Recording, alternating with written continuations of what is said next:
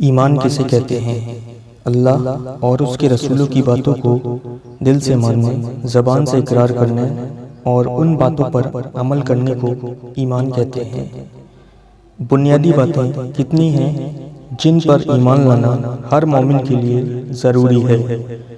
بنیادی 7 باتیں ہیں جن پر ایمان لانا ہر مومن کے لیے ضروری ہے۔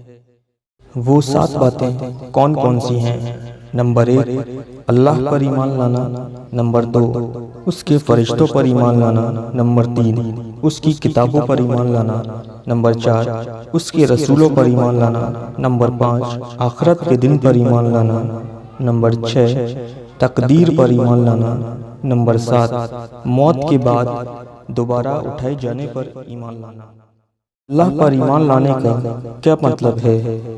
اللہ پر ایمان لانے کا مطلب یہ ہے کہ یہ یقین کیا جائے کہ اللہ کی ذات و صفات برحق ہیں، عبادت کے لائق صرف وہی ہے، اس کے سوا کوئی معبود نہیں، اس کے برابر کوئی نہیں، اور اس کی ذات و صفات میں کوئی شریک نہیں۔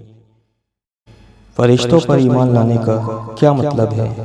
فرشتوں پر ایمان لانے کا مطلب یہ ہے کہ ہم فرشتوں کے بارے میں یہ یقین کریں کہ اللہ نے ان کو نور سے پیدا کیا ہے، وہ کھانے پینے اور انسانی ضروریات سے بے نیاز ہیں، خدا کی حمد و ثنا کرتے رہتے ہیں اور ہر وقت اللہ کے حکم کو ماننے کے لیے تیار رہتے ہیں۔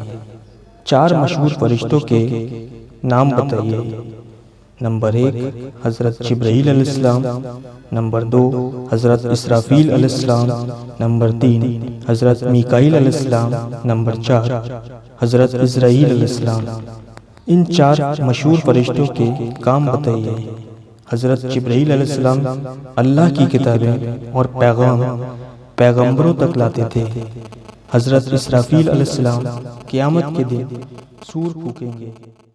حضرت میکائیل علیہ السلام اللہ کے حکم سے بارش کا انتظام کرتے ہیں اور اللہ کی مخلوق تک روزی پہنچاتے ہیں۔ حضرت عزرائیل علیہ السلام اللہ کے حکم سے مخلوق کی روح قبض کرتے ہیں۔ قیامت کے دن کتنی مرتبہ سور پھونکا جائے گا؟ قیامت کے دن 3 مرتبہ سور پھونکا جائے گا۔ پہلی مرتبہ سور پھونکے جانے سے کیا ہوگا اور پہلے سور کو کیا کہتے ہیں؟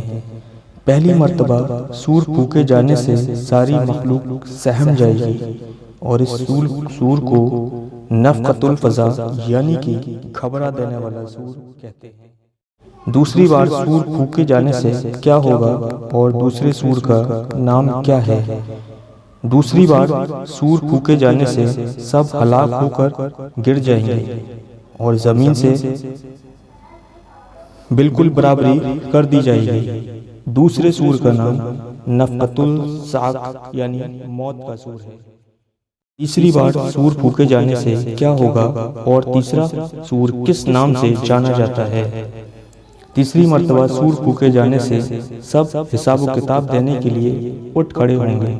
تیسرا سور نفخۃ القیام یعنی کہ رب العالمین کے سامنے کھڑے ہونے کا سور کے نام سے جانا جاتا ہے۔